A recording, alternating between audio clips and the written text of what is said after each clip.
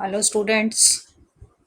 उम्मीद है आपको कल हमने जो कॉलियोकिट के वेजिटेटिव स्ट्रक्चर, उसके थैलस और उसकी सेल के बारे में पढ़ा था, समझ में आ गया होगा।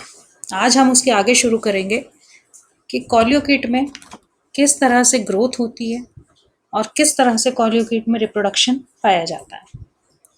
तो सबसे पहले हम पढ़ेंगे कि कॉलियोकिट में ग्रोथ कैसी होती है, यानी कि कॉलियोकिट एक कोशिका से शुरू होकर के किस तरह से वो कुशन जैसा थैलस बनाता है या फिर वो डिस्क जैसा थैलस बनाता है। तो कॉलियोकिट के अंदर ग्रोथ एपिकल होती है, इरेक्ट ब्रांचेस के अंदर। Growth is apical in erect branches and marginal in prostate type of filaments. जैसा कि हमने पढ़ा था कल कि कॉलियोकिट में दो तरह के फिलामेंट्स होते हैं, एक इरेक्ट और एक प्रोस्टेट, एक ऊर्ध्व और एक श्यान। तो जो ऊर्ध्व शाखाएं हैं, जो ऊर्ध्व फिलामेंट है या इरेक्ट फिलामेंट्स है, इरेक्ट ब्रांचेस हैं, उनके अंदर शीर्ष की जो कोशिकाएं हैं उनके द्वारा ग्रोथ होती है और वो कोशिकाएं विभाजित होकर के थैलस को आगे वृद्धि करती हैं। जबकि श्यान शाखाओं के अंदर वो फिलामेंट्स जो कि सबस्ट्रेटम के या धरातल के पैरेलल हैं, उनके अंदर डिस्क जैसी संरचना होती है। तो उनके अंदर जो सीमांत कोशिकाएं हैं, मार्जिनल सेल्स जो हैं, उनके अंदर विभाजन होता है जिससे कि डिस्क का साइज बड़ा होता रहता है। तो in erect branches there is present apical cell. Erect जो ब्रांचेस हैं उनके अंदर एक एपिकल सेल उपस्थित होती है। हर ब्रांच के जो ऊपर की सेल है वो एपिकल सेल है। अब ये एपिकल सेल समसूत्री विभाजन से विभाजित होती है और एक से दो कोशिकाएं बनाती है। इनमें ये जो विभाजन होता है वो ट्रांसफर डिवीजन होता है, अनुप्रस्थ विभाजन होता है इनके अंदर, जिससे कि दो सेल्स बनती हैं। तो जब बार बार दो दो सेल्स बनती जाती हैं तो फिलामेंट की लंबाई बढ़ती जाती है। और इन एपिकल सेल्स में ही कई बार एपिकल सेल्स दो कोशिकाओं में विभाजित होती है, दो कोशिकाएं पैरेलल होती हैं, लंबाई में विभाजित होती है समसूत्री विभाजन से, तो दो कोशिकाएं बनती है। उसमें से एक कोशिका एपिकल सेल की तरह कार्य करती है और ब्रांच को आगे आउटग्रोथ की तरह से एक पूरी ब्रांच बना देती है और दूसरी मेन फिलामेंट की तरह कार्य करती रहती है। तो इस तरह से उसके अंदर शाखाएं बननी शुरू हो जाती हैं। यानी कि फिलामेंट की जो लंबाई है वो कैसे बढ़ती है, वो जब उसके अंदर ट्रांसफर डिवीजन होता है एपिकल सेल के अंदर, तो फिलामेंट जो है वो लंबाई में बढ़ता है।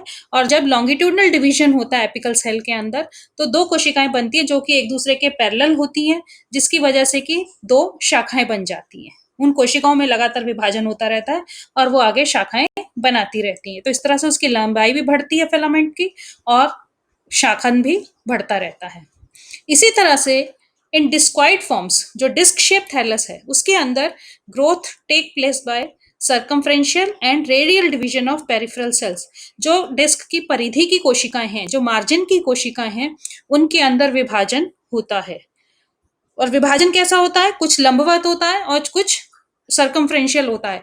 यानी कि लंबवत रूप से विभाजित होती हैं, अनुप्रस्थ रूप से भी कोशिकाएं विभाजित होती हैं, जिसकी वजह से कि डिस्क की जो है वो साइज जो है वो बड़ी रहती है।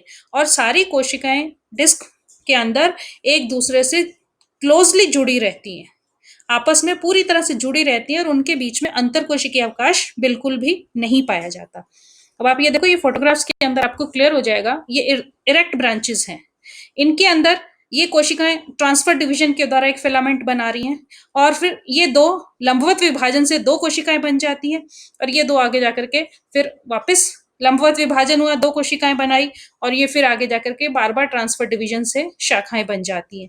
यहाँ पर आप देखो, ये दो एपिकल सेल बन गई, ये एक कोशिका थी, इसके अंदर यहाँ विभाजन हुआ तो ये दो लंबवत कोशिकाएं बनी। अब इनके अंदर बार बार जब ट्रांसफर डिवीजन होगा इस तरह से, तो ये शाखाएं बड़ी होती जाएंगी। तो इस तरह से इनके अंदर शाखन भी होता रहता है और फिलामेंट्स की लंबाई भी बढ़ती रहती है। तो ये तो है इरेक्ट ब्रांचेस के अंदर। जब हम डिस्क शेप की बात करते हैं तो वहां पर ये मान लो ये कोशिका है, इसके अंदर ट्रांसफर डिवीजन हुआ इस तरह से, तो इस तरह से फिलामेंट डिस्क की शेप बढ़ गई।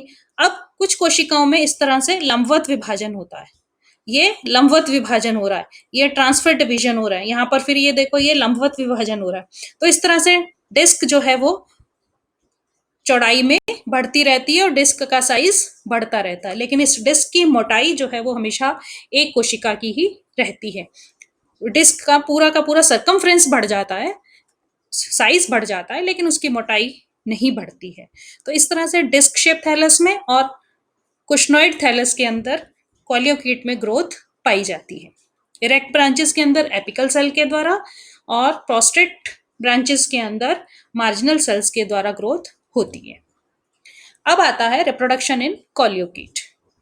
कॉलियोकीट reproduce both asexually as well as sexually, यानी कि कॉलियोकीट के अंदर अलैंगिक जनन और साथ ही साथ लैंगिक जनन भी पाया जाता है। आज हम अलैंगिक जनन के बारे में पढ़ेंगे, लैंगिक जनन के बारे में हम कल पढ़ेंगे। तो सबसे पहले आज हम लेते हैं असेक्सुअल रिप्रोडक्शन। असेक्सुअल रिप्रोडक्शन या जिसको हम कहते हैं अलैंगिक जनन, it take place by zoospores and aplanospores formation, यानी कि असेक्सुअल रिप्रोडक्शन जूस्पोर्स चल बीजाणु और अप्लेनोस्पोर अचल बीजाणु, तो जूस्पोर्स के द्वारा या अप्लेनोस्पोर्स के द्वारा होता है। Zoospores are formed usually in spring season और इन अर्ली समर, यानी कि बसंत ऋतु में बनते हैं जूस्पोर्स, या फिर जब गर्मियों की शुरुआत होने वाली होती है, ग्रीष्म ऋतु की शुरुआत होती है, स्टार्टिंग होती है, उस समय ये बनते हैं। जब जिस भी कोशिका में जूस्पोर्स बनते हैं उसको हम क्या कहते हैं? Zoosporangium. Any cell of the plant body में फंक्शन एज जूस्पोरेंजियम, और प्लांट के अंदर कोई भी कोशिका जूस्पोरेंजियम की तरह कार्य कर सकती है, बट यूजुअली टर्मिनल और सब टर्मिनल सेल्स आर इन्वॉल्व, परंतु शीर्ष की कोशिका या शीर्ष से जस्ट नीचे की कोशिका जो है वो ही जूस्पोरेंजियम की तरह फंक्शन करती है, बाकी कोशिकाएं में जूस्पोर्स नहीं बनते हैं।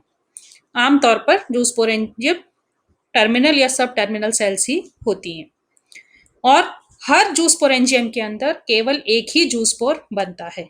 अ single zoospore is formed in each zoosporangium, एक जूस्पोरेंजियम में एक जूस्पोर बनता है।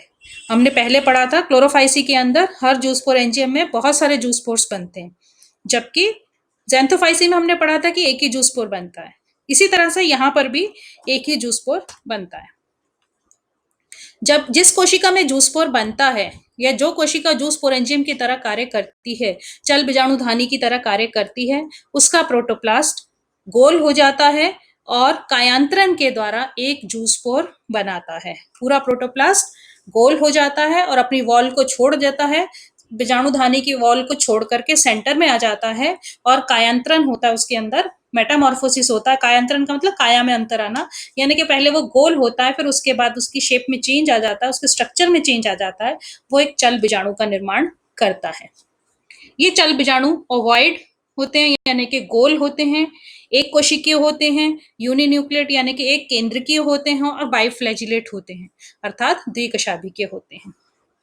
ये जूस्पोर्स गोल, एक कोशिकीय, एक केंद्रकीय और द्विकशाभिकीय संरचना होती है with a large parietal chloroplast, जिनके अंदर एक बड़ा परिधीय क्लोरोप्लास्ट पाया जाता है। आई स्पॉट इनके अंदर एब्सेंट होता है। जूस्पोर्स के अंदर जो जूस कशाभिकाएं पाई जाती हैं वो भी जनरली बराबर होती हैं दोनों। Zoospores are liberated from the zoosporangium through a pore present at the apex of zoosporangia. इन चल बीजाणुधानियों के एपेक्स के ऊपर, शीर्ष के ऊपर एक छोटा सा छिद्र पाया जाता है, जिसके सहायता से ये जूस्पोर्स, ये चल बीजाणु उस जूस्पोरेंजियम से बाहर आ जाते हैं और बाहर आकर के पानी में तैरते रहते हैं। कुछ समय बाद इट लूजेस फ्लैजिला, ये अपने फ्लैजिला को छोड़ देते हैं और अपने चारों तरफ एक मोटी भित्ति स्त्रावित कर लेते हैं। They lose flagella and after liberation and secrets a wall. ये आप देखो यहाँ पर क्लियर कि ये शीर्षस्थ कोशिका है, इसका पूरा साइटोप्लाज्म गोल हो गया और कायांतरण के द्वारा ये एक जूस्पोर्स बनाता है। ये जूस्पोर बाहर आता है, ये आप देख ही रहे हो, ये बाहर जा रहा है जूस्पोर, और इसके अंदर आप स्ट्रक्चर देखो तो ये पीयर शेप है, ओवॉइड है, गोल भी हो सकता है, एक न्यूक्लियस पाया जाता है, ये परिधीय क्लोरोप्लास्ट है, और दो कशाभिकाएं पाई जाती हैं। दोनों कशाभिकाएं वीप्लैश होती हैं, एक जैसी होती हैं, तो ये आइसोनॉट टाइप के फ्लैजिला उपस्थित होते हैं। तो इस तरह से ये जूस्पोर्स बनते हैं। अब ये पानी में आ जाते हैं, पानी में तैरते रहते हैं, तैरने के कुछ समय बाद इनके अंदर ये फ्लैजिला नष्ट हो जाते हैं। उसके बाद ये अपने चारों तरफ, ये जूस्पोर्स अपने चारों तरफ एक मोटी भित्ति सिक्रीट कर लेते हैं। फिर जब प्रॉपर कंडीशंस आती हैं, फेवरेबल कंडीशंस आती हैं, मौसम अच्छा होता है, उस समय इनके अंदर जर्मिनेशन शुरू होता है। ये जर्मिनेटिंग स्टेजेस हैं इनकी, कि ये देखो ये जूस पोर की कोशिकाएं दो में विभाजित हुई, ये पूरा का पूरा जूस पोर जो है इसकी कशाभिका तो नष्ट हो गई, ये दो कोशिकाओं में विभाजित हुई, एक कोशिका में सीटा बनेगा और एक कोशिका नॉर्मली डिवाइड होकर के ये पूरा थैलस बना देगी। इस कोशिका में सीटा बन गया तो एक कोशिका तो सीटा सेल बनाएगी और बाकी कोशिकाएं विभाजित होकर के थैलस बनाती हैं। यदि डिस्क शेप होता है तो डिस्क बन जाती है, और यदि इरेक्ट ब्रांचेस होती हैं तो इरेक्ट थैलस बन जाता है। ये देखो जर्मिनेशन का प्रोसेस।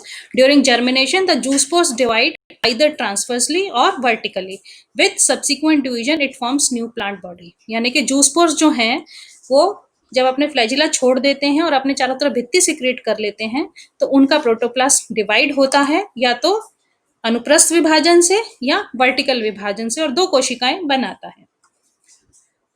स्कूटेटा के अंदर, कॉल्योकिट स्कूटेटा के अंदर फर्स्ट डिवीजन हमेशा अनुप्रस्थ होता है जिससे कि दो कोशिकाएं बनती हैं।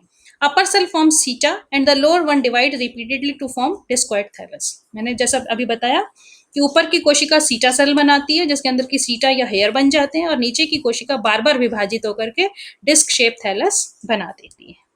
बट इन हेट्रोट्राइकस स्पीशीज, यानी कि विषम तंतु की है जहां पर थैलस पाया जाता है, जिसमें कि दोनों तरह के हैं, इरेक्ट भी है और प्रोस्ट्रेट भी है, पल्विनेटा जैसे कि हमारा एग्जाम्पल था। फर्स्ट डिवीजन जो होता है वो वर्टिकल होता है और दोनों cells, both the cells undergo repeated division, और दोनों सेल्स में लगातार विभाजन होते हैं जिससे कि एक प्रोस्टेट सिस्टम बन जाता है। तो पल्विनेटा के अंदर पहले श्यान भाग बनता है, श्यान तंत्र बनता है, उस श्यान तंत्र से फिर इरेक्ट सिस्टम बनता है। Erect system develop later from the prostrate system. तो जहां पर डिस्क शेप थैलस है या कुशन शेप थैलस है वहां पर तो कोशिका विभाजित होती है और एक सीटा सेल बनाती है और एक थैलस बना देती है। लेकिन जहां पर दोनों तरह के फिलामेंट्स हैं, कुशन शेप भी हैं और डिस्क शेप भी हैं, वहां पर पहले डिस्क शेप थैलस बनता है, प्रोस्टेट थैलस बनता है, उस प्रोस्टेट थैलस से, उस प्रोस्टेट सिस्टम से फिर इरेक्ट ब्रांचेस डेवलप होती हैं। तो इस तरह से जूस्पोर का जर्मिनेशन अलग अलग स्पीशीज के अंदर अलग अलग तरह से पाया जाता है। तो ये था जूस्पोर। अब आता है अप्लानोस्पोर्स जिसको हम अचल बीजाणु कहते हैं। अचल बीजाणु वेस्ले ने रिपोर्ट किए थे 1928 के अंदर, और उन्होंने कहा था कि that during unfavourable conditions the zoosporangium instead of forming zoospores forms aplanospores. कि जब कंडीशंस अनफेवरेबल हो जाती हैं तो जो बीजाणुधानी है, चल बीजाणुधानी जो है, वो चल बीजाणु नहीं बनाती बल्कि अचल बीजाणु बनाना शुरू कर देती है। ये अचल बीजाणु नॉन फ्लैजिलेटेड होते हैं, यानी कि इनके अंदर कशाभिकाएं नहीं पाई जाती हैं और इनके चारों तरफ मोटी भित्ति पाई जाती है और गोल होते हैं। और थिक वॉल इसीलिए होती है कि अनफेवरेबल कंडीशन से वो अंदर के प्रोटोप्लास्ट की सुरक्षा कर सकती है। बाकी बनने का पैटर्न इनका बिल्कुल वैसा ही होता है जैसा कि जूस्पोरेंजियम के अंदर जूस्पोर्स बनते हैं, और जैसे ही कंडीशंस फेवरेबल आती हैं ये प्लानोस्पोर्स जर्मिनेट होते हैं और नया थैलस बना देते हैं। तो ये इनका भी जर्मिनेशन बिल्कुल वैसा ही होता है जैसा कि जूस्पोर्स का जर्मिनेशन होता है। जूस्पोर्स और अप्लानोस्पोर्स में सिर्फ एक ही डिफरेंस होता है कि जूस्पोर्स में कशाभिकाएं पाई जाती हैं और अप्लानोस्पोर्स के अंदर या अचल बीजाणुओं के अंदर कशाभिकाएं नहीं पाई जाती। और अप्लानोस्पोर्स के चारों तरफ थिक वॉल होती है, जबकि जूस्पोर्स या चल बीजाणुओं के चारों तरफ एक थिन वॉल या पतली भित्ति पाई जाती है। बाकी दोनों का प्रोसेस जो है वो बनने का एक जैसा है और जर्मिनेशन का भी प्रोसेस सेम होता है। तो ये तो था reproduction by asexual methods, Coleochaete में अलैंगिक जनन का तरीका। कल हम करेंगे sexual reproduction in Coleochaete. Thank you.